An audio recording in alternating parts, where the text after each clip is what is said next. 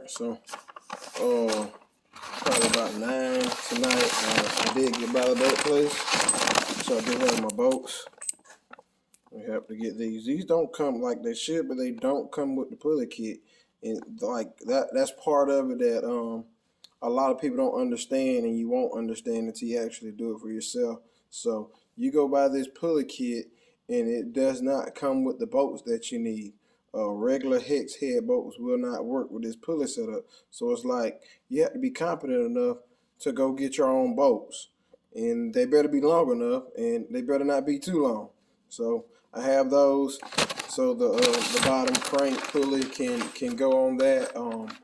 Also, my alternator bracket is ordered, but it's not here. So I'm still in a situation where I need to do something every day to make it towards my goal. So tonight, as soon as I put these bolts on, I'm gonna sit down. I'm gonna get into my phone. I'm gonna figure out what is the best sandpaper grit to, I guess, scuff, because all I really want to do is scuff and then come back and prime.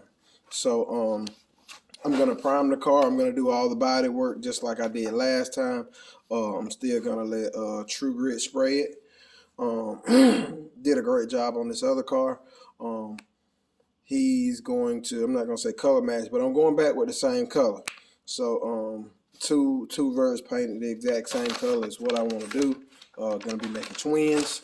So the car will be going to him. It's the same thing I did on this other one. I did all the body work, all the priming and everything, blocking, wet sanded, and then I send it to him, and then he does his thing on it.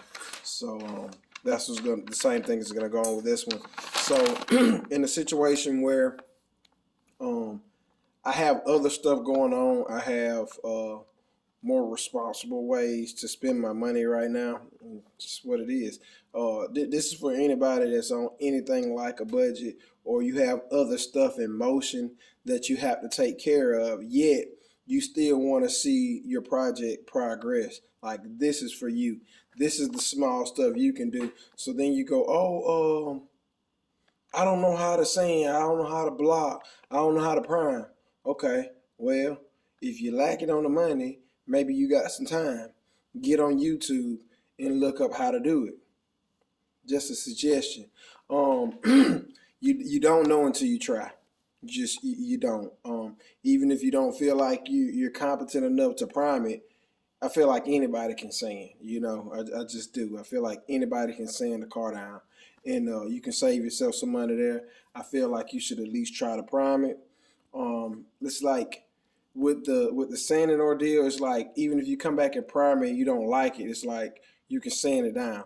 So I went kind of extreme on the other car. I wanted it to be really, really wet, as wet as I could make it in the situation that I was doing the body work, and I knew it wasn't gonna be perfect. So it was all about the prime job. So I sanded it down, I primed it, I came back and I think I sanded it dry. I think I sanded it down to maybe 5 or maybe 1,000. And then after that, I got the low spots and I reprimed them. Make sure I didn't have any huge dents or dings or chips. After that, I primed it, I let it dry. And I'm letting this stuff dry for like a day, 2 days to make sure, you know, it's fully cured. After that, I came back and I wet sanded it. I like wet sanded it on 2,000. I got to clean up this shop. I wet sanded it on like 2,000. So it was just like super, super slick. And it shows, because like I said, I'm not somebody, man. I can't really say I've done a bunch of cars, but for what it is, man, the paint is really, really slick. And he's a great painter also now. But the paint is really, really slick for what it is. For me to do all the priming and all the body work on it. So I'm really, really proud about that. Save some money, I guess. Really not so much time. It's either gonna cost you time or money. Nothing's free, you know. So people call and they want to ask me questions. It's my time. It's gonna cost you money. It's just what it is. When I need somebody else's time, it costs me money. It doesn't really matter what it's about, you know. It just does. So I'm gonna set these bolts down here, take one over here, and find a socket for it. So that's what's gonna be in the mix. I'm gonna get get these bolts put in here and make sure I use some Loctite, because these bolts will also come out on you really fast if you're not careful. Get that put in. So tomorrow, probably gonna be really focusing on the Snowball Camaro, because I really need to get it out to the track Friday, because next weekend is really, really busy. So what I'm about to do right now is change the fuel filter. I don't have the fittings for the line. The line is here, so I'm gonna cut the line and I'm gonna clean the line. Anytime you get fuel line, it is really, really dirty just from being, I guess, in the assembly plant or wherever they make the line. So I'm gonna cut the line to length that I need, and I'm gonna go ahead and clean it. That way, whenever my fittings come, I can swap it really, really fast. Getting ready for a CAD show next week, but I'm gonna try to get it out tomorrow. That's crazy. Even saying that, looking at the car right now, like it's still on jack stands. But it's like I'm gonna try to get the car out tomorrow, but I don't get out tomorrow, I'm gonna have to go to the trash track on Sunday. But I just need to make a shake on it and make sure that it's getting enough fuel once it starts making boost. I would like to go to a good track tomorrow. I got to check the calendar and see if they're open tomorrow, either Saturday. I would like to go to a good track. That way I can do a decent tune on it and know exactly what I can leave on and how fast I can ramp the boost in. But that's another situation on that deal. Back to the LS swaps. I had my godson over here today, and he went back over this stuff. I had to point out a few spots on these oil pans and on these valve covers. Look at that. He made a mistake there. It happens. So he washed it, and then it was water left in that pickup tube, and it dropped on the valve cover. So, nevertheless, nothing major we can't do. I see some people not like, oh, you beat them bought LS and it just be pressure washed. If you're buying one that's been pressure washed and it comes out looking this clean, you did a pretty good job on it, man. It comes out looking that clean, I ain't gonna lie to you. That right there is by itself, it's worth every bit of $250, $300. If you take the oil pan off and you clean all that gunk and stuff out there, it is a process with a good pressure washer and acid. It is still a process. It is still a process. So we only had one piston that we were not happy with. I still gotta do this before and after, but look at this piston, man. So it's like, look how clean this piston is, man. So once you dip it in that Chem dip, man, this thing comes clean. It comes so clean. And it's like, why are you replacing this piston? Like, that's a coating on the side of it. Like, it still has most of the coating on the skirt. It's like, there is nothing wrong with this piston. 4th gen stuff. Full float, pay attention. So that's going to his motor or whatnot. We had one that was not deep enough in the chemical. Gotta hold my phone with 2 hands, make sure I don't drop it in there. So I put a couple of mine back in there. They're fully submerged now. And we had to put one more of his in there. We didn't like the way it wasn't deep enough in there while it was soaking. So still had some gunk and stuff built up on it that it did not get off. So we're re-soaking it, so I can be happy with how clean they come out. So that is in the mix. Be re-pressure washing those. I think it's gonna be tied up tomorrow, so we might try to do something either Saturday or maybe even Sunday. Get those re-pressure washed off. His was fine.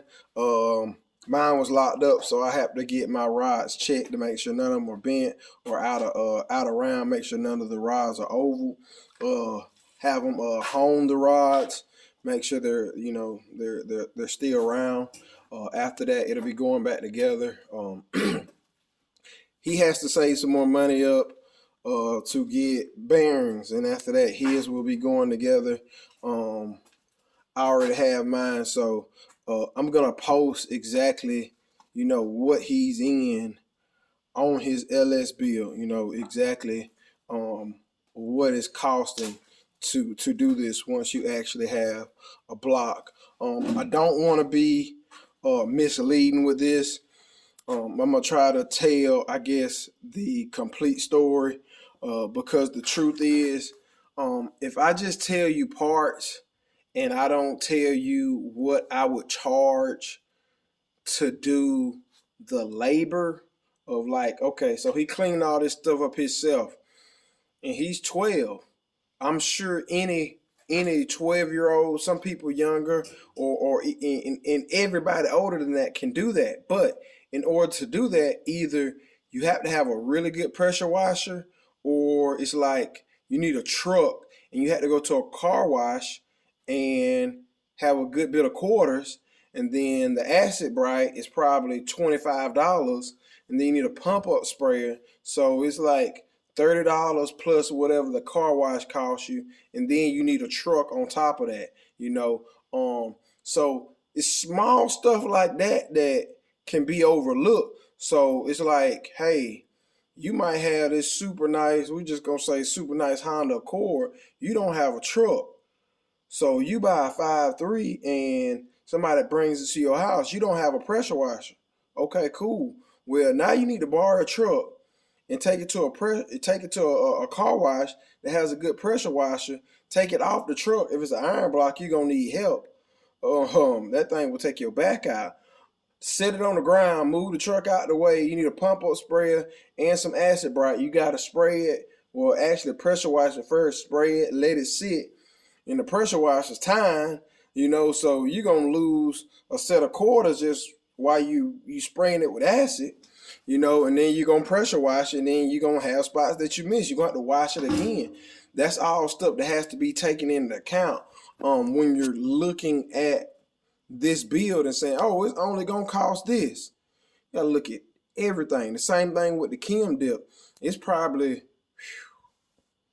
$400 worth of Kim dip between the two buckets in there. You could do it with one bucket. I think one bucket might be close to maybe $50, $40, $50, somewhere in that ballpark.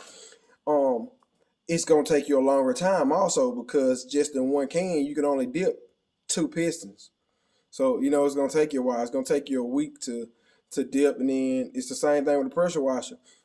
You're gonna dip 2 pistons, have to put those pistons to the side and hope the stuff doesn't dry and cake back up. Or either you're gonna take 2 pistons at a time to the car wash, and once you Kim dip them, you're gonna take them to the car wash and acid spray them. I have a piston holder that I built. I don't know what it would cost for somebody to build. If somebody came to me and said they wanted that, I might charge them, I don't know, maybe $150 to build that. So that's something else to take into account. You see him washing the pistons on a piston holder that I built. You can't go out and buy that. That has to be built. But you don't want to lay the piston on the concrete and be pressure washing and letting it roll back and forth on the concrete. So that's something else that's super, super small, but to somebody who doesn't have it, it's a really big issue on getting all this stuff cleaned up. So just my 2 cents. I'm going to try to be as honest and upfront pricing as I can, as I can recall to be on this LS build.